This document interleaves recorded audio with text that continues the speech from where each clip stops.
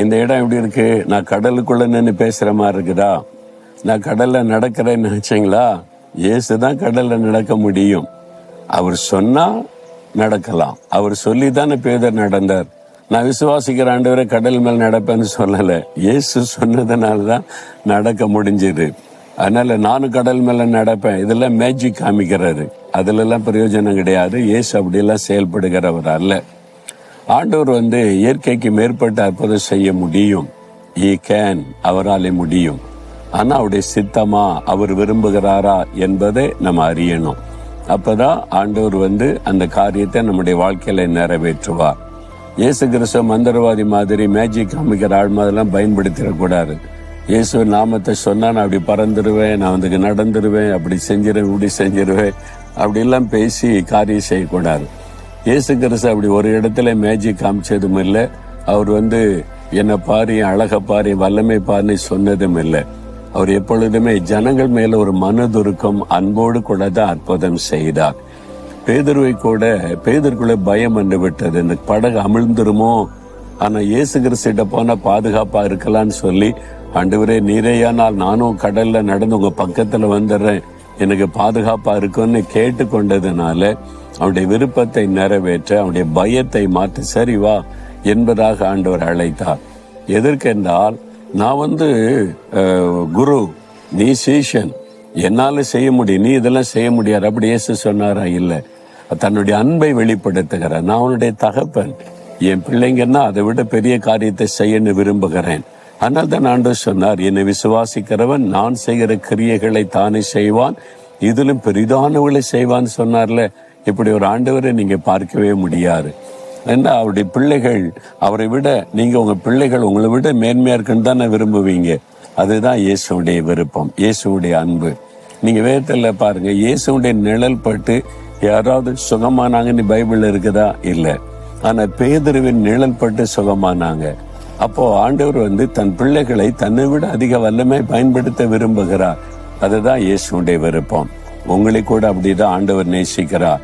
உங்களை கூட அப்படிதான் ஆண்டவர் பயன்படுத்த விரும்புகிறார். நீங்க விசுவாசிக்கணும்.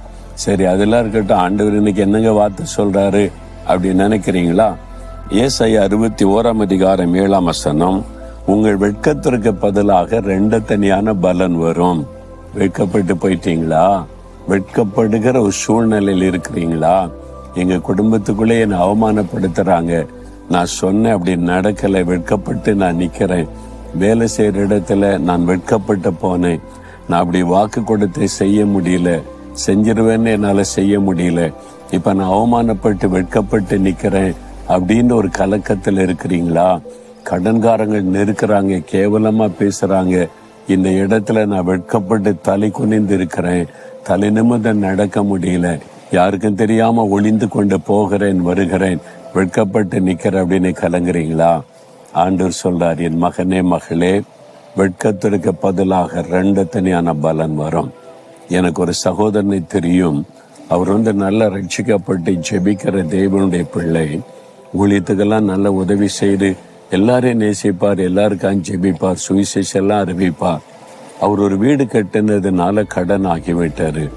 அதனால கடன்காரங்க வீட்டு வாசல்ல நின்று கேட்பாங்க, எல்லாம் வீடு கட்டி முடிச்சுட்டே தர்றதானே, என்ன ஜெபம் பாருங்க, அதுக்கெல்லாம் குறை சொல்லு, அதுக்கு என்ன ஜெபம், அதுக்கு என்ன பெரிய இது ஏசு அப்படி எல்லாம் சிலர் பேசிடுவாங்களா? ரொம்ப நிந்தை, அவமானம், வெட்கப்பட்ட சூழ்நிலை.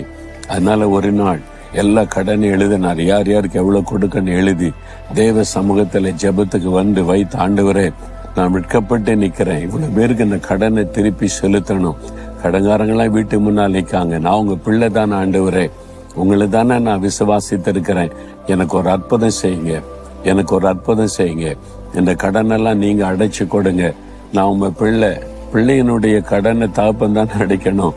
உரிமையா ஜெபம் பண்ணார், உண்மையா. என்ன அவர் சின்சியரா ஆண்டவரை பின்பற்றுகிறவர், பேருக்காக தேவைக்காக ஜெபிக்கிறவர் அல்ல, ஆத்துமாக்களுக்காக ஜெபித்து சுவிசேஷம் அறிவிக்கிறவர்.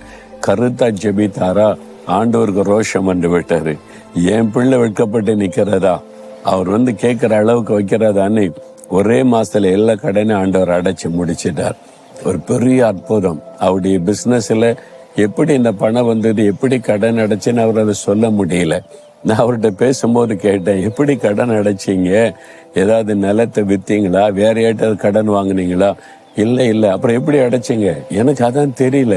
எப்படி பணம் வந்துச்சு, எப்படி கொடுத்தேன், எல்லாம் முடிஞ்ச மாச கடைசியில பார்த்தா இல்லை. அது மாத்திரம் இல்ல, அவர் பிசினஸ் பண்ற அதே இடத்துல இருந்து ஒரு நாள் இவருடைய மகனுக்கு திருமணம் ஒழுங்கு செய்துட்டாங்க. ஒரு பெரிய செல்வந்த பெட்டியில பணத்தோடு வீட்டுக்கு வந்தார். நான் வெளிநாடு போறேன், மகளுடைய திருமணத்துக்கு இருக்க முடியாது. திருமணம்னா அதுக்கு நிறைய பண தேவை உண்டு. நான் கொஞ்சம் சில லட்சங்கள் வச்சிருக்கிறேன், நீங்க வைத்துக் கொள்ளுங்க, வட்டியெல்லாம் கொடுக்க வேண்டாம். எப்போ உங்களுக்கு அப்புறம் கிடைக்குமோ அப்ப நீங்க கொடுங்க. உங்களை பற்றி எனக்கு தெரியும், நீங்க உண்மை உத்தமமாக என் ஆளு, அதனால நான் கொடுத்துட்டு போலான்னு தான் நான் வந்தேன்னு சொன்னார்.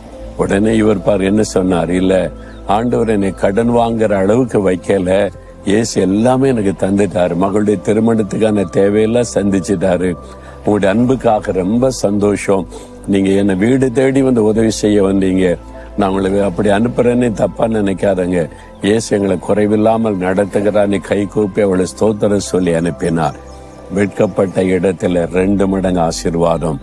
அதே இடத்துல தலை நிமிர்ந்து அவர் நிற்கும்படிக்கும் மகளுடைய திருமணத்தை சிறப்பாய் நடத்த, ஒரு குறைவில்லாமல் நடத்த, வெட்கத்திற்கு பதிலாக 2 தனியான பலன் உங்க வீட்டுல நடக்கும், உங்க வாழ்க்கையில நடக்கும். ஆண்டவர் செய்வார், வாக்கு கொடுத்துட்டார்ல. வெட்கத்திற்கு பதிலாய் 2 தனியான பலன் வரும் மகனே, 2 தனியான பலனை தருவன் மகளே என்று சொல்லி. ஆனா நமக்கும் ஆண்டோருக்குள்ள உறவு சரியா இருக்குதா, அதுல கவனம் பாருங்க. விசுவாசத்துல உறுதியா இருக்கிறோமா, நம்ம ஜெபிக்கிறோமா, வசனத்தை தியானிக்கிறோமா, இயேசுவோட ஐக்கியம் எப்படி இருக்குது, அதை மட்டும் சரி பண்ணுங்க. எந்த இடத்தில் அவமானப்படுத்தப்பட்டீங்களோ அதே இடத்துல கர்த்தர் உங்களை தலை நிமிர்ந்து நடக்கும்படி உயர்த்துவார். 2 தனியான பலன் வரும். விசுவாசிக்கிறீங்களா? இன்றைக்கு அந்த மாற்றத்தை பார்ப்பீங்க. இன்றைக்கு அவர் கிரியை செய்ய ஆரம்பித்து விட்டார். அற்புத மாற்றத்தை நீங்க பார்க்க போறீங்க. விசுவாசத்தோட சொல்லுங்க, ஆண்டவரே வெட்கத்திற்கு பதிலாக 2 தனியான பலன் வரும்னு சொல்லிட்டீங்க, நான் விசுவாசிக்கிறேன், என்ன வெட்கப்பட்டு போக விட மாட்டீங்க, இதே இடத்துல என்னை தலை நிமிர்ந்த நடக்க பண்ணுவீங்க. 2 தனியான பலனை தருகிறதற்காய் ஸ்தோத்திரம். இன்றைக்கே அந்த அற்புதத்தை நான் எதிர்பார்க்கிறேன். இயேசுவின் நாமத்தில் ஆமேன்.